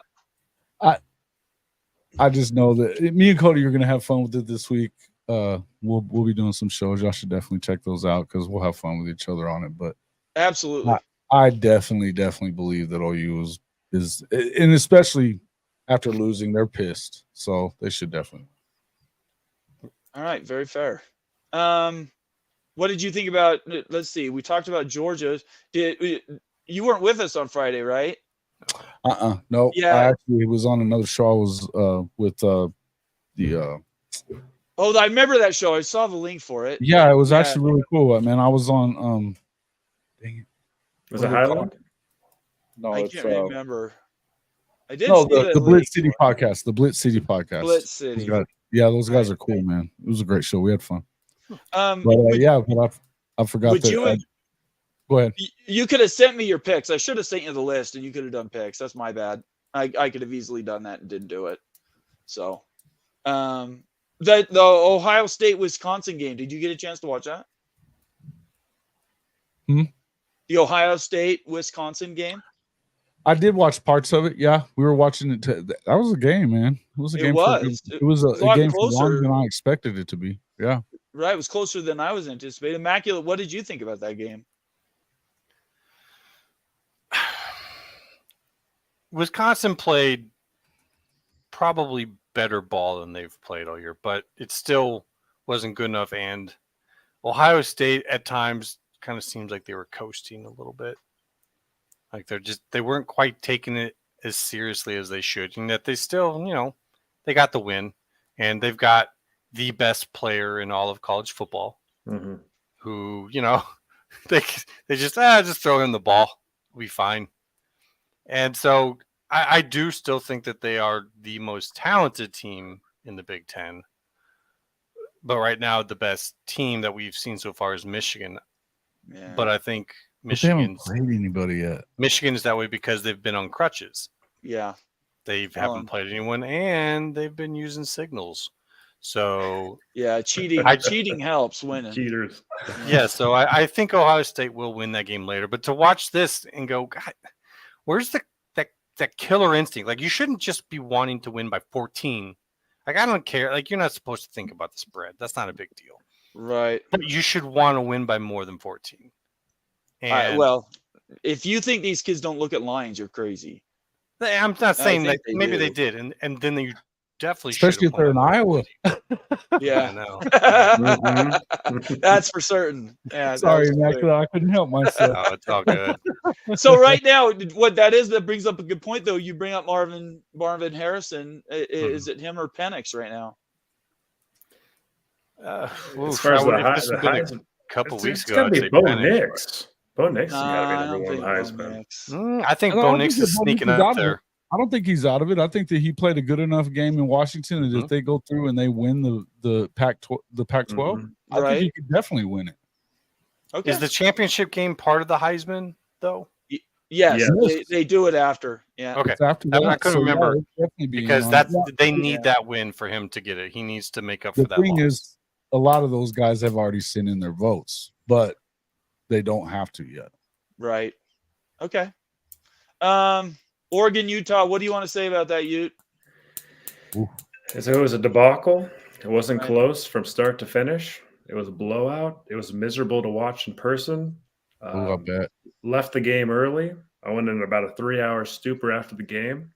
But I've gotten more level-headed now, and I can recognize Oregon for the team that they are, which is an extremely good football team. They're very good. Penix is a stud. Utah was distracted. Utah's not as good as Oregon. I mean, Oregon's a superior team.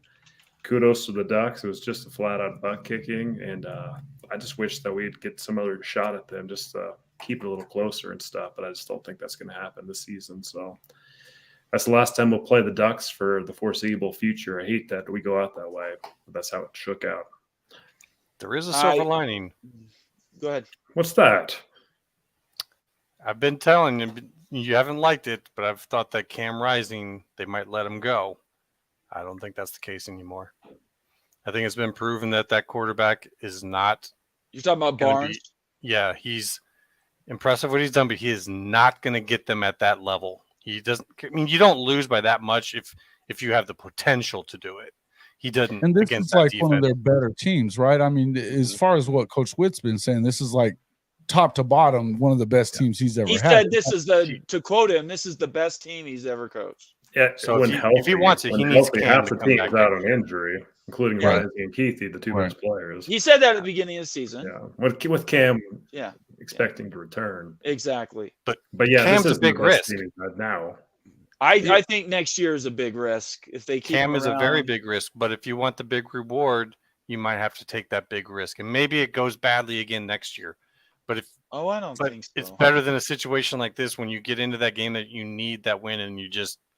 Do they have somebody coming in that as like a freshman or something that you can rely on? Yeah. Oh yeah, they do. Zach Wilson's brother, Isaac Wilson. Oh, really? 4-star The internet recruit. did not want to hear from Wild Ute. He is lighting up Utah football. He is putting up mad touchdowns, and he's a guy that BYU didn't recruit real hard.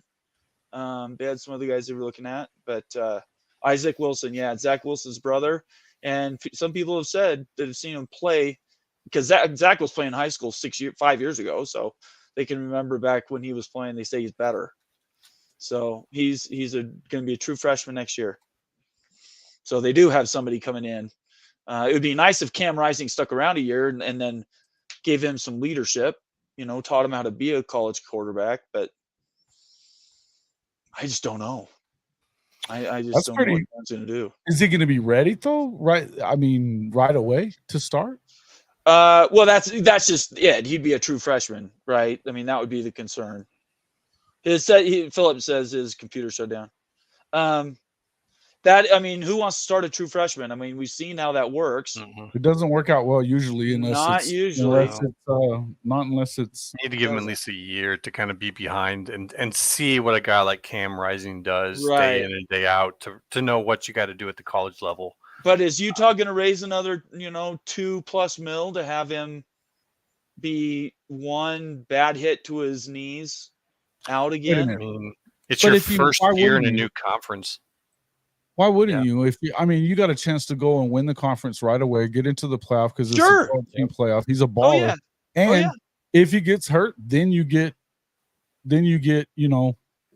You got your backup. Yeah, I mean, look, this is I think that's okay. Oklahoma's in with Dylan Gabriel, and Dylan's played great this season. Right. But if he was to get last year, whenever he got hurt, they didn't have anybody. But this year, if he were to go down, you got Jackson Arnold, who won the Elite 11, who a lot of people in Norman think should be starting already. I'm not one of those people, but I do think that he's going to be unbelievably good, And if he had to go in, I wouldn't be as worried. I think the dream scenario is Cam and Keithy both come back. They both get NIL deals that give them about $2 million apiece to come back and play football. They're at Utah and they lead the first season of Utah in the Big 12. I mean, they would be favored if they both came back. I'll tell you that right now. But I just don't know. Cam might go to USC. He might go, someplace that is. He loves Utah, but I could see him going anywhere. He's not going to USC. He hates Lincoln Riley. He hates Lincoln Riley. You go where the money and he's 25. He's going to be 26 next year. He can't. Who's going to draft? Who's going to draft him? Story. No, I'm not talking about that though. That was just an example. USC's one school. There's 130 schools. Okay, yeah, but you said USC. I was like, because USC is like they're an old school great team. I could have said Seattle. I could have said UW. I could have said Texas. I just picked USC. That I could see. I could not Texas, but I could see other places. Yeah, and that's what I think is going to happen. He's going to have offers. I could see that. Yeah. Anyways, we can get off that, but next season is going to be for Utah a lot of decisions. Isaac coming in. Mac Howard. Who's this Mac Howard kid? Is he that? Is he the guy that the freshman this year? I don't know Mac Howard. You would have to talk about him. I'm sorry. Mm-hmm. I don't know who that is. Let's see. Jim Choi. He's not LDS, so no, he didn't go on a mission. Yeah, that's kind of he was supposed to be at Oklahoma and Lincoln. Yeah, he was dirty. He was a national recruit for sure. He was a baller, man. The kid's a freaking what Witt said about him being a freaking alpha male is not wrong. No, and he's got charisma. People like to be around him and take pictures with him and say he's a great guy as far as that goes. Yeah, he's a leader. You think that that the people around there wouldn't give him the money to stay? Oh, they will. Well, I think they will. I think that's the first year, new conference. After the way this disappointment is, it's going to be pretty clear to them. I don't know. Maybe I was saying he's gone. Tell me why. Tell me why you say this. Because there's two things. One thing, money talks, BS walks. And if somebody comes along and offers, look, he's 25, going to be 26 when the NFL draft comes around in 25. He'll be 26 years old. How many quarterbacks have been drafted at 26 or later that have a major history of injuries? Not many, right? A handful, maybe, that were successful. So Jake Delhomme was older. I'm trying to think of the Winky, right? Was 27, I think. Yeah, Chris Winky. He didn't last very long. He didn't last very long. So he's injury prone. Brandon, and he made a ton of money. He made a ton of money in NIL this year and didn't play it down. And if you're an NIL contributor, you're a big money contributor, and you say, okay, I could put all my money into, say, let's double down and give it to Isaac Wilson, make sure he doesn't transfer after a year. You're going to give him, he's got a bigger upside than having 1 year, one and done with who could be an injured quarterback. And the thing so about it is when I you just only think- have one year at another school to do that is, I don't know that I would do that if I'm him, because if you look at like Spencer Sanders for that matter, he goes over there, he's got 1 year to play at Ole Miss and he's third string. Yeah, but if he gets $3 million, who you got to cares? do all that stuff. But if he gets $3 million, he might not Why- ever get drafted. Is he really Why about would the another money? school's NIL spend big money on Cam? He doesn't have anything built up with your fan base. You don't know if he's going to make it. Like the only school that, to me, that makes sense on taking that risk with Cam because of his health is Utah. I don't understand. I don't know how another big school. All I'm saying is I'm only proposing it. I'm not saying No, it's I gonna understand. happen. I'm just saying. I could don't be yell at wrong. me. I'm not. I don't mean to I'm not- yell. I've I tend to think seen it's- him. I've till just this last game. I've said Cam's not even going to be back at Utah because they're not going to want him back because of his I think that's risk. crazy. And I think that's But also a concern. But That's also Barnes a showed concern. that he's not the guy, and so Yeah, all they've Nate got is Johnson's not the guy. They've got several So that aren't the guys. they need Cam. I mean, he's kind of worth the risk for them because he knows the offense, he knows everything about it. He can just do it. But if you're going to be on another team, you're going to bring him in. One, he's got to learn the whole thing all over. He's got a huge risk for injury. And it's just kind of like your crowd fan base isn't really connected to him. So the advertising stuff that comes along with NIL and spending that money, it's not as good. Whereas at Utah, his face alone can sell the shit out of something. So yeah. It seems like it would be definitely worth it to bring him back. But you could be right, though. I mean, I get what you're maybe saying. someone else I get grabs what him you're out saying, of- but I don't see how you Yeah. wouldn't do it if you're Utah. If I'm a Utah booster and I have the money, I pay to keep him. Yeah, Absolutely. totally. Right? Just- If yeah, you'll but sell some that's stuff with me. him. That's me, and I don't have the money. So it would be somebody out there that would have to be in a different position in life to say they're willing to, give hundreds and thousands and maybe millions of dollars to keep a kid around who's now Is a it man. millions these days though? Like to come, I don't even know that that's really happening that much anymore. What? The millions going to these guys. Oh, I think it might not be talked about as much. There's but been I still reports think that it's money's out slowing, there. it's drying up. No, I it's don't been know. dropping a lot because people aren't getting return on their freaking investment. That's true. That is something that has become a problem, and they didn't put in performance commitments for any of these NIL deals beforehand. If you are somebody given money and you had a chance to put in a rider that says you get 10% of this if you don't end up playing it down this year, that gives you extra motivation to get out and play. It also makes you consider, do I even want to come back? Or do I want to just take a chance, take the year off, and go get drafted in the NFL and just play next year? I'm just saying these kids have so many options. Mhm. There are so They many definitely options. have options. And he has options. I just feel like I feel like his best option would be right where he is, because if you got to go and try to learn a new offense and then go get drafted, I mean, you're going to perform best right there where you are.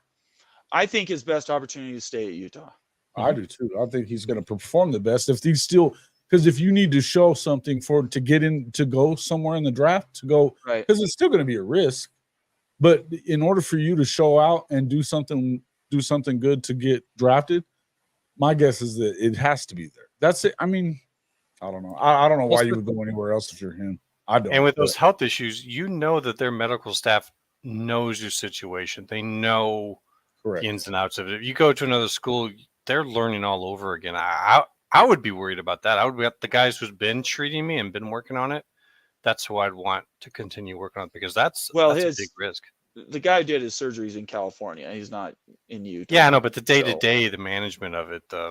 I'm not sure how much he shared with the football. There was a big conspiracy about who even knew. Nobody. I said at the beginning of the year, I told you he was not going to play. I saw that injury. I was watching the Rose Bowl. His leg almost turned all the way around. Oh yeah, it was pretty bad. It was. And there's no. I told him in August, or actually it was May maybe. I said, I don't think you're going to see Keithy he's coming back. Cam Rising, he's the toughest nails, and all these things people say about him. Well, he's definitely tough, but that didn't. I never thought he was going to come back and play this year. Yeah, it was brutal. And that wasn't the story the school was telling people. So does he really talk to the school? Do they really know? I can't answer that. But think about that for a second. Now, Witt is like, he doesn't tell anybody shit ever. No, he doesn't. That's what it is. I don't know that they didn't tell him anything. Witt might have known, but is he gonna let the underlings also know? Because that was top secret. He's not let anybody know. He's gonna. I don't think they did. All I'm saying is Immaculate said he thinks the staff knew and all these other. I don't think that's. It's not about knowing. It's about there's people tending to him. Yeah, he's in California. He's been Dr. on Andrews. What would it serve for Coach Whittingham to like tell people that he wasn't coming back at all? It's better for him to not and make them happy. I don't think he should. I don't think he would. I'm agreeing with you. I don't think he does tell anybody. Yeah, I just think which means I think the rest of the Utah organization didn't know. Right. Oh, that's just my opinion. I see what you're saying. Okay. Anyway, I guess Utah's not coming back. Let's move to BYU Utah. Everything he said about Utah Oregon, I say the same thing, except BYU was on the road. And after the game, Texas fans were very impressed with the whole shebang, all the fans. So BYU, you have a lot of things to hang your hat on. It was a beatdown for sure, but a lot of a kickoff return for a punt return for a touchdown. Some really, horrible offensive play calls. We're not going to get into that tonight. But if you're watching this tape, you're watching it live, just know that I'm with the rest of BYU Nation that's concerned about Aaron Roderick's play calling. I just don't understand it. There has to be a reason why he throws these flares to the left and right instead of going north-south. Is it possible that BYU was as distracted as Utah was for the same reason? Because I know immediately when that stuff happened, it was all over the internet. You mean with Texas? They were distracted from Texas by the situations going on in Utah.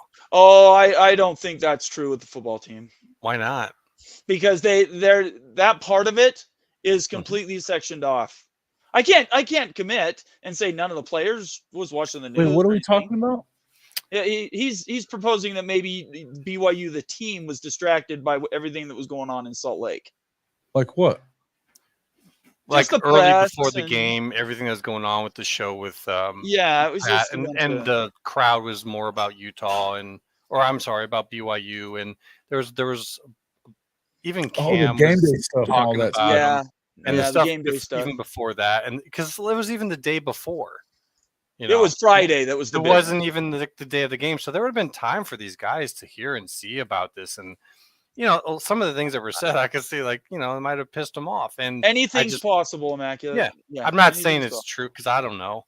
I'm just saying that game, I expected a lot more out of BYU than that. Like maybe not to win. But with that spread, we were talking. We all took BYU. Yeah, we thought they were going to be in the spread, and that was. Yeah. It just was like they weren't even there. Yeah, there Texas was some good, things but that was not weird. that good. I don't know. I mean, I thought Oklahoma was pretty good. I think they're pretty good too. Yeah, I think they were really good the other day. I mean, they shut BYU down to freaking 2 field goals. They didn't let them in the end zone once. Yeah, I don't know. We'll have Texas to see. Was playing good, and BYU didn't. I mean, from what I saw, and I kind of stopped watching. I was like, I can't watch this. Yeah, well, I kept watching. It was. I know you're as a fan, but I mean, as someone who's got a lot of choices, I'm going. Yeah. All I wanted to get out is that as impressed as people have been as BYU's gone through this trip for the Big 12, it's been nothing but positive. You haven't heard one person say a negative statement about the way that the BYU fans or the organization has run anything. And so, we knew this year was going to be tough. BYU though, he's not. He does. He's not going to allow anything ugly to be said about. Which is why that last touchdown, he wasn't trying to score a touchdown. BYU's defense gave up. He was just trying to run the clock out. Right. He was running dives, guys. But his players were out there playing. I don't hold it against Sark that his players went out and scored. Yeah, I didn't think he was trying to rub that. He was not. And listen, I'm not a Sark dude. You know this, but but I don't think that's what he was doing. Yeah, I think Sarkisian was very nice and appropriate, and I think he treated me. And he loves Kalani. They're like best friends. They talk all the time. Yeah, Kalani actually hosted Sarkisian on his trip. Yeah. to come to BYU. So they didn't play together because Kalani went on his mission, but yeah, they knew each other. And anyway, so anyways, BYU I fans. didn't feel like that was a thing at all. I don't think that he was trying to rub that in. Well, I think now they probably needed to rub it in a little bit, but let me ask you this, Jason, as you look forward, and November is going to be probably your toughest month as you look to this Saturday.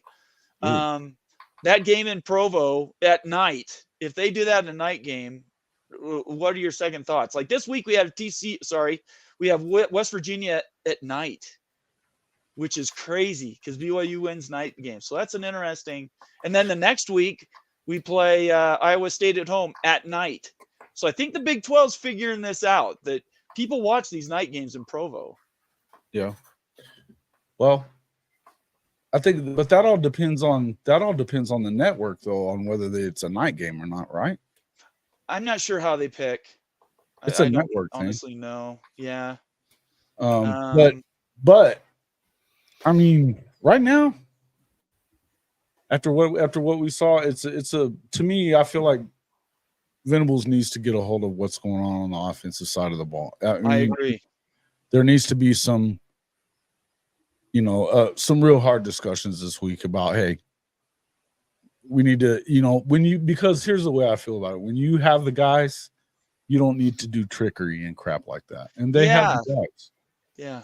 You know what I mean? It just doesn't make sense. And now the offense, and the other part is that you've had issues on the offensive line because of health and some other stuff. And so when you're moving people around and then you've got them doing pulling guards and doing a bunch of crap like that, that's like, that they can make mistakes on, you're going to have mistakes, And I'm not saying the defense was great because it wasn't. There were some things that they weren't great on, and particularly sealing up those edges and stuff like that. But in the end, they still should have won the game, and they gave them an opportunity to win the game when you got that last interception, and then they can't go get a first down. It just doesn't make sense, and you've seen some uneven play calling, and that's where I'm kind of at. Is that you want to see some better play calling, but in the end, I feel like you will, and because I think that it's pretty clear to Jeff Lebby. I'm sure it's pretty clear to Jeff Lebby that he's not going to be around a whole lot longer if they're going to continue having these issues. You know what I mean? In the end, am I worried about BYU? Of course. They haven't beaten them ever. They got to go to Provo, and if it were a night game, yeah, it's bad. That's bad for them. I would be less worried about it if they were undefeated when they got there, but now that's not going to happen. Right. So, it's to me right now what I don't want to talk CFP. I don't care about the CFP right now. I don't think that I've been saying for a long time I thought they needed to go undefeated to get there. So and now it would take them winning out, and I mean I think there's so much more to happen before you even think about that again. And I'm not willing to just sit here and say that I believe that they're going to do that. I don't know that, I do know they're going to beat crap out of Oklahoma State this weekend. I love the confidence. That's but fantastic. as far as the rest of the year, look, even the TCU game, it's at home, but I don't know. TCU's pretty bad right now. They're schizophrenic, man. They play really good, and then they play really bad. Crap out of BYU, and then they turned around and lost the same way. I know. I don't know. I'd like to see.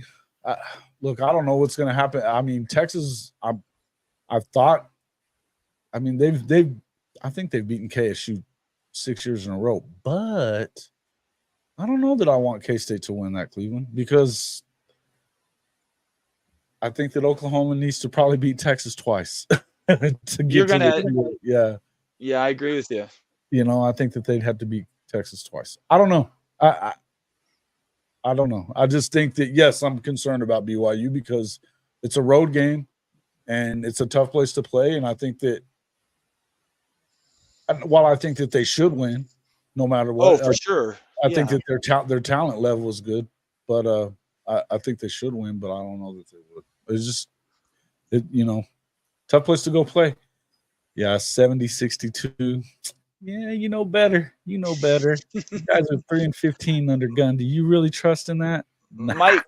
Mike Smith says, asked me if I'm going into Morgantown. I'm not. I just don't have the funds to go this year. I would love to be there, but I can't afford the flight. I probably could have done the rental car, but yeah, I can't. I just that don't night have the game. funds to go to that Tough game. thing I over there, appreciate that the one ask, was a though. tough one. A lot of people have offered me tickets. I'll tell you that. A lot of West Virginia fans been it's a lot of very, fun, very, man. very, very. Are you coming to Provo? By the way, you never told me if you're coming. I hope I am, but I don't know if I'm going to be able to, man. I'm trying to. I'm still Okay. working. Well, obviously, no I'm pressure. needs to worry about Ollie Gordon, not Texas. I'm not worried about. We already beat them. Tennessee, Kentucky. How did everybody do there? Immaculate. Both you and Phil took Kentucky. And did we win or lose? Oh no, Tennessee. It was at that Tennessee won that one. Did they? Well. Okay. All right. Yeah. Colorado, UCLA. Any comments about that one? Except for all the jewelry getting stolen from the players. What the heck, man? That was Did so you? stupid. Welcome to LA. Yeah, their That locker was room was so totally bad. raided. That is so. They don't have security there. I know it's a joke. I mean, security was probably paid off. It's a joke. That is so not okay. You're talking man. hundreds of thousands of dollars in jewelry were stolen. Look, there are very high. I don't want to call them high tech, but highly experienced thieving groups out there now. Right. Been doing this. So The gangbangers, you mean? there's some of them are that, but some of them are just crews that go around and steal stuff and then they sell black market. And it's not. I mean, security guys, they don't get paid that much. I mean, it wouldn't be that hard for these guys to. Well, we'll find out. We're talking high felonies. LA is a different place now, man. With the money that they got, with the money that some of those guys got, they took their stuff. There's a lot of jewelry. Yeah, Did Colorado cover? Yeah, they did. By picking Colorado, you win. UCLA won, but they didn't cover. So, and then Duke, Louisville. How'd we do? You picked Louisville. I picked Duke. Phil picked Duke. Moen got Louisville, so we split that. Did Louisville win or lose? Did it? Okay. Oh, Louisville smoked them. Duke didn't score a point. That was something, man. I'm telling you, I saw that. And I was like, I can't believe this is going on. What? That's why after that game, I started saying Jeff Brom possibly for Coach of the Year. I think Louisville's better than people have been giving them credit. Yeah, they were mid-tier last year, and Purdue was in the Big Ten championship. This year, Purdue is the worst team in the Big Ten, and Louisville is going into the ACC championship. I mean, come on. This guy's a good coach. I totally agree. Jet, really good coach, man. He is. Sorry, Jason, go ahead. No, I was saying he's a great coach, Braun. I like him. Oh, for sure. Yeah, that guy, man. I don't know. I mean, people can make arguments for the guys, but right now he's number one on my list. He was a great player. He was a great quarterback. Well, he killed it. I mean, he was killing it at Purdue for what you can get done at Purdue. He was doing a great job. Right. That team's not a lot different this year than what it was last year. Like, they had guys coming back. They thought they were supposed to be pretty good. People thought they had a good quarterback. And they're just they got nothing. So well, I'm kind of cheering for Louisville going forward in the ACC championship game against Florida State. That could be interesting. Clemson is overrated. I think everybody's figured that out. And I think they can give Florida State a good game. The ACC right now is getting destroyed in the peer-to-peer rankings, though. ACC and the Pac-12 are both really getting beat up. Oregon obviously is leading that charge for the Pac, and Washington's undefeated, and yet in some polls has dropped below Oregon, which is crazy to me. So we'll have to see. I don't know. College football playoff rankings come out tomorrow. I'm encouraging everybody to pay attention to those. We have a show on Wednesday. Becky Go Husky says, want to point out the Coliseum is in the Hood, near the area where they filmed those Hood movies in the 90s. we talking Boys in the Hood? But the Rose Bowl is in Pasadena. It has the Hood side to it, though, as well. Rich areas get hit by these thieving groups just as much. Like the Rose Bowl. I've been to the Rose Bowl. I went to the Rose Bowl when OU was in it last. Oh, sketchy. Nice. It was sketchy getting to it. I've driven by it, never stopped. I've seen it from the freeway. All right, let's get off of this. I think, guys, this has been a great show. It's gone a little bit long. We got a little bit long in the tooth there, talking about Cam and Utah and some of the things. But Jason, we really appreciate you being here. Hey, thanks for having me, man. I appreciate it. You bet. If you want to talk Bedlam, give me a call, okay, this week. Yeah. You guys going on tomorrow night? No, we're not going to do it because of Halloween. That's why we went tonight. Okay. Cool. Yeah, so we got no show tomorrow. Okay. Backdrop looks really good too, by the way, man. Oh yeah, your studio is fantastic, by the way, Thanks, Jason. man. I appreciate that. Saw the picture before, but from your cam and everything, the setting, yeah, it looks really good. Yeah, it's excellent. I just can't seem to get my logo to go up on the TV thing. That's why I'm.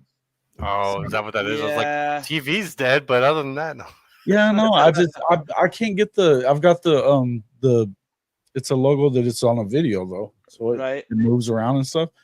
And for whatever reason, it's not casting to it the way it should be. Yeah. I don't know. StreamYard it has some glitchy things, I think. It's not StreamYard though. It's just the regular computer stuff. I'm just trying to get it to cast like a regular video. Oh, I see what you're saying. Yeah, my suggestion, since he's not here, I'll say this: poke Moen. Yeah, Moen knows what's up with Moen stuff knows like his stuff.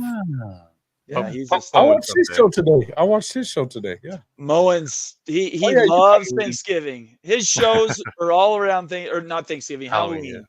Halloween. His channel is most popular time is Halloween, so that's why he's not here with us tonight. Anyway, I want to thank everybody for being here. This got a little bit wandering there at the end. I appreciate everybody being here, and I do need to read off Jet, who again, Jet is the OSU guy. I got this shirt, I got this hat from. He gave me a baseball.